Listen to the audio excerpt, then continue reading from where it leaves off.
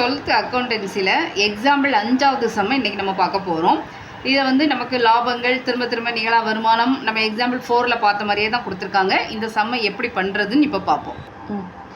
இப்போ சரி கட்டப்பட்ட லாபம் கணக்கிடுதல் விவரம் போட்டு நமக்கு 16, 17, 18 3 வருஷம் தந்திருக்காங்க, எழுதியாச்சு. லாபம் 30,000, 29,000, 32,000. அடுத்து திரும்ப நிகழா வருமானம் 2016க்கு மட்டும் 3,000 தந்திருக்காங்க. அப்போ இந்த திரும்ப நிகழா வருமானத்தை நம்ம கழிக்கணும். கழிச்சோன்னா இங்கே 27,000, 29,000, இங்கே 32,000 வருது. இப்போது சரக்கிருப்பு தீயினால் சேதமடைந்ததால் 2017ஆம் ஆண்டின் லாபத்தில் 2,000 குறைக்கப்பட்டது அப்படின்னு இருக்குது. அப்போ குறைக்கப்பட்டதுன்னு சொன்னோன்னே நம்ம 2017ல் 2,000 மைனஸ் பண்ணணும்னு நினைப்போம். அப்படி கிடையாது. இந்த 2,000 நம்ம 17வது வருஷம் ஆட் பண்ணணும். ஏன்னா இந்த சரக்கிருப்பு தீயினால் சேதமடைந்ததுன்னு சொல்லியிருக்காங்கல்ல, இந்த இன்சிடெண்ட் எல்லா வருஷமும் நடக்காது. தெரியாமல் ஏதாவது 1-2 வருஷங்களில் நடக்கும். அதனால நம்ம இந்த 2,000 மைனஸ் பண்ணக்கூடாது, ஆட் பண்ணணும். அப்போ இங்கே 27,000, 31,000, 32,000.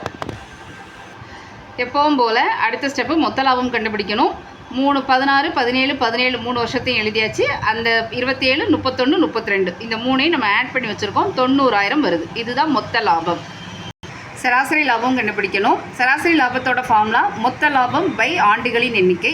மொத்த லாபம் 90,000 கண்டுபிடிச்சிருக்கோம். ஆண்டுகளின் எண்ணிக்கை 1, 2, 3. இதை நம்ம டிவைட் பண்ணும்போது 30,000 வருது. இதுதான் சராசரி லாபம். இப்போ இதில் வந்து ஈல பார்த்திங்கன்னா சரக்கிருப்பு காப்பீடு செய்யப்படவில்லை, ஆனால் எதிர்காலத்தில் காப்பீடு செய்வதென முடிவு செய்யப்பட்டது. ஆண்டுக்கு ரூபாய் 5,500 தந்திருக்காங்க. இந்த 5,500 இப்போ நம்ம சராசரி லாபம் கண்டுபிடிச்சிருக்கோம்ல, அந்த அமௌண்ட்லேருந்து இதை கழிக்கணும். சராசரி லாபம் 30,000 இருக்குது. காப்பீடு கட்டணம் 5,600 தந்திருந்தாங்க. இதை நம்ம கழிச்சோன்னா 24,400 வருது. இதுதான் நமக்கு சராசரி லாபம். நற்பெயரோட ஃபார்முலா சராசரி லாபம் இன்று கொள்முதல் ஆண்டுகளின் எண்ணிக்கை. சராசரி லாபம் நம்ம 24,400 கண்டுபிடிச்சிருக்கோம். கொள்முதல் ஆண்டுகளின் எண்ணிக்கை 2. 2ஐயும் நம்ம பெருக்கும்போது 48,800 வருது. இதுதான் நமக்கு இந்த கணக்கோட ஆன்சர்.